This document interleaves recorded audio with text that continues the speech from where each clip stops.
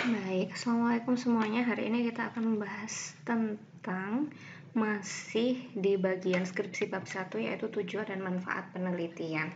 Lanjutan dari pertemuan sebelumnya, topik sebelumnya yaitu tentang bagaimana caranya membuat rumusan masalah dan kemudian bagaimana kalian menentukan judul penelitian. Nah, selanjutnya adalah tujuan dan manfaat penelitian. Sebenarnya tujuan penelitian itu apa sih? Jadi tujuan penelitian ini menyatakan hasrat utama peneliti melakukan penelitian dan merupakan aspek terpenting dalam suatu penelitian. Merupakan pusat kegiatan penelitian dan muncul setelah masalah penelitian ditemukan. Jadi penting sekali kalian memulai bukan dari judul. Saya ingatkan lagi, tapi mulai dari membuat masalah penelitian. Kemudian untuk tujuan penelitian ini bedanya dengan masalah penelitian adalah kalau masalah penelitian dituangkan dalam bentuk pertanyaan, kalau tujuan penelitian di dalam bentuk pernyataan. Tapi ada beberapa juga yang dalam bentuk pertanyaan juga. Oke, umumnya dibagi menjadi dua, yaitu tujuan khusus dan tujuan umum. Inti dari tujuan penelitian adalah harus dapat diukur, baik itu jenis penelitian kuantitatif ataupun kualitatif. Dapat diukur di sini adalah dapat dibuktikan melalui metode penelitian yang nanti kalian lakukan. Dan kalian lakukan analisa sehingga akhirnya dengan tujuan penelitian ini kalian bisa menjawab masalah, bisa menghasilkan suatu solusi dari masalah yang sudah kalian rumuskan sebelumnya. Kemudian setiap tujuan mengandung satu aspek saja yang akan dicapai, ya. Jadi tidak semua tujuan dicantumkan dalam tujuan penelitian.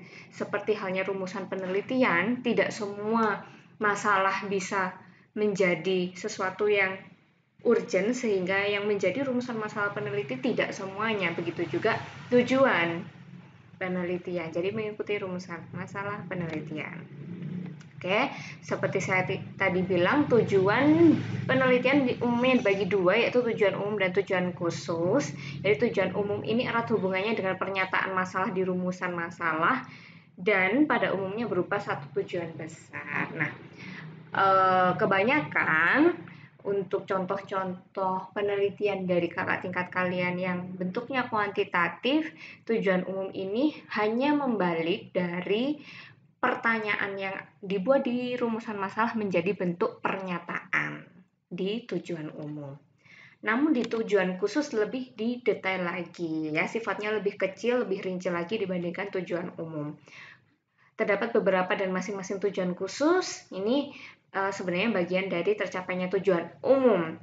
Kayak setiap tujuan khusus harus berhubungan dengan tujuan umum, jadi nggak boleh keluar dari tujuan umum yang sudah dibuat, ya, karena tujuan umum merupakan rumusan masalah, ya, menjawab rumusan masalah. Tujuan khusus ini mendetailkan lagi dari tujuan umum, jadi tidak boleh keluar dari konteks rumusan masalah yang memang akan menjadi topik inti penelitian dari peneliti.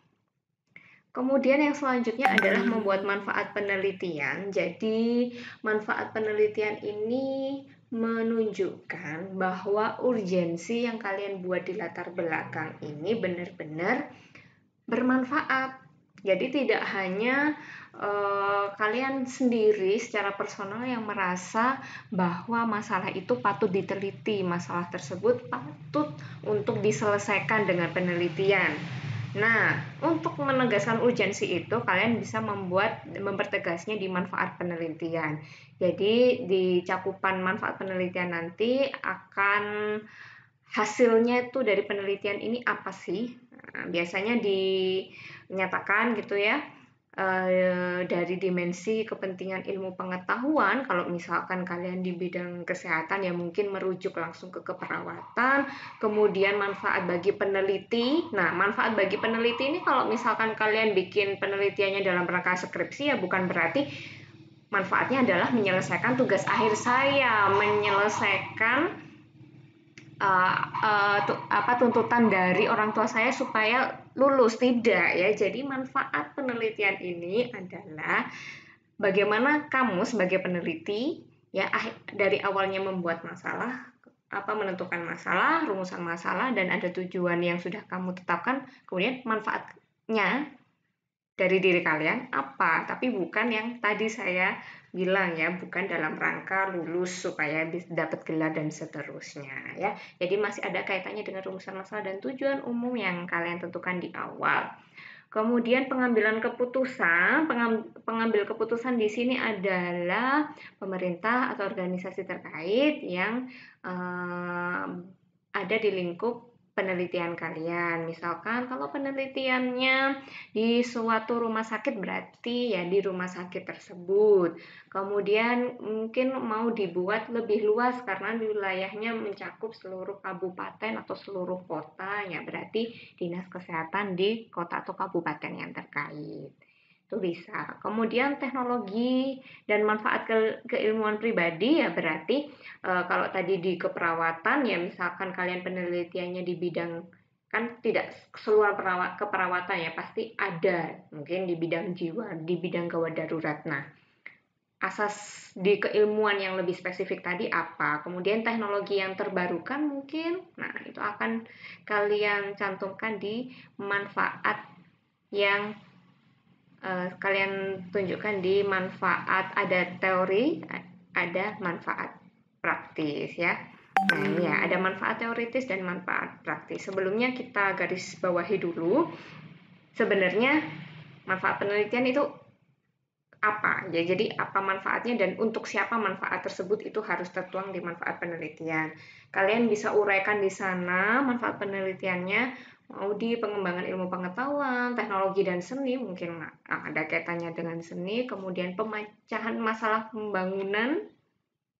Masalah pembangunannya bukan berarti membangun rumah atau bagaimana, tapi mungkin pembangunan dalam bidang kesehatan, pembangunan dalam bidang sumber daya manusia, atau pengembangan dalam bidang kelembagaan, dalam artian mungkin profesi keperawatan atau institusi pendidikan terkait. Kalau misalkan membuat penelitiannya dalam bidang kesehatan tapi di lingkup pendidikan, bisa saja. Jadi merujuk pada lembaga yang terkait saja. Seperti yang saya bilang tadi, manfaat sama seperti tujuan dibagi dua. Kalau tujuan tadi jadi tujuan umum dan tujuan khusus, kalau manfaat penelitian bagi duanya adalah manfaat teoritis dan manfaat praktis. Manfaat teoritis jelas untuk mengembangkan ilmu pengetahuan, jadi lebih merujuk pada peneliti selanjutnya nanti mau bagaimana setelah ada hasil dari penelitian kamu.